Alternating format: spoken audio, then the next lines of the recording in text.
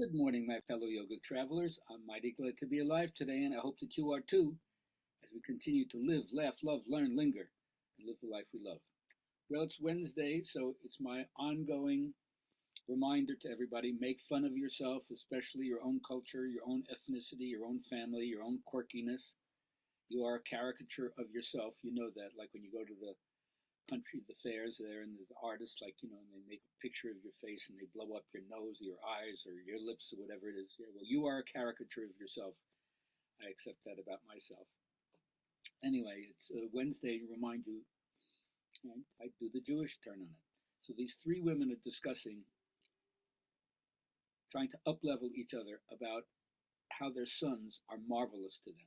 So the first one says, "My son, he bought me a mink stove and a Ferrari. Can you believe that?" The other one says, "That's nothing. My son, he bought a Chagall and schlepped it all the way from New York to Miami, where I am. Can you believe that?"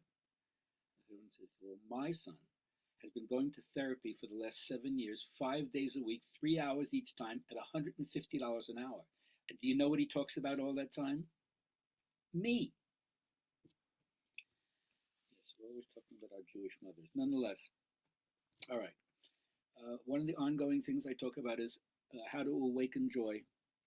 And part of it has to do with the ethics, like in yoga, right? The bliss of blamelessness, as the Buddha would say. You're laying down good vibes for such a long time that you're squeaky clean.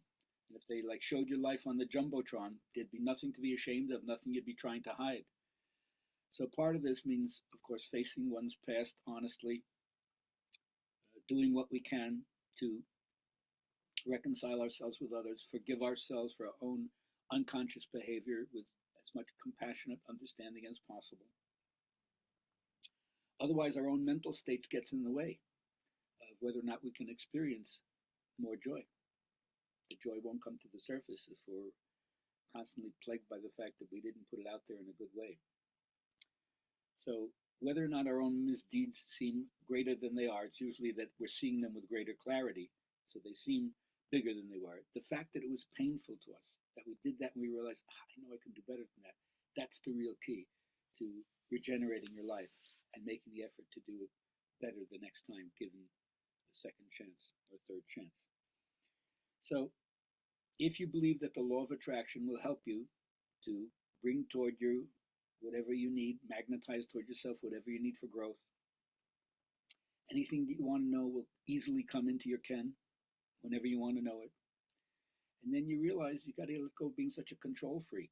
Right? You can't control conditions in the world, the weather, politics, the stock market, and you can't even get others to agree with you on how, whatever the conditions are, how they can be controlled or dealt with.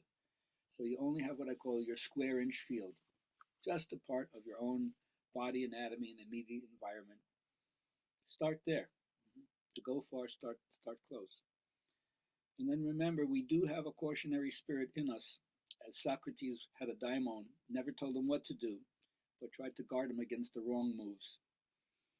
And in the old ways, everybody came in with what they call their own inner genius, their inner twin. In fact, your birthday is not to celebrate who you are, it's to celebrate that inner angel that came along with you, that really knows what your pattern is. And that's the one that you want to maintain contact with because it has your best interests at heart. And even though the outer part of us may seem to be just the husk compared to the kernel or the depth, that husk really, really important in how we show ourselves to other people.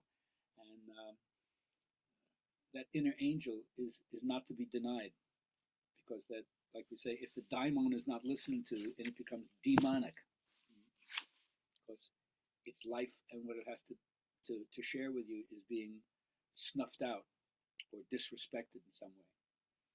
So this is why we talk about emptying ourselves from all other distractions so you can see the depth of your own thinking. And of course, you got to practice again and again. Repetition is one of the things that helps you nail it down.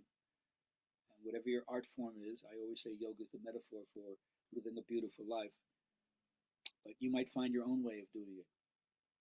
And emptying out means pressing the clear on the calculator or the reset button, whatever you want to say.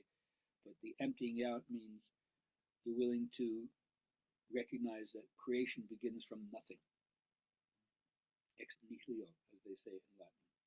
Something comes from nothing. So can you empty yourself out and see what happens if you got to that nothing within yourself?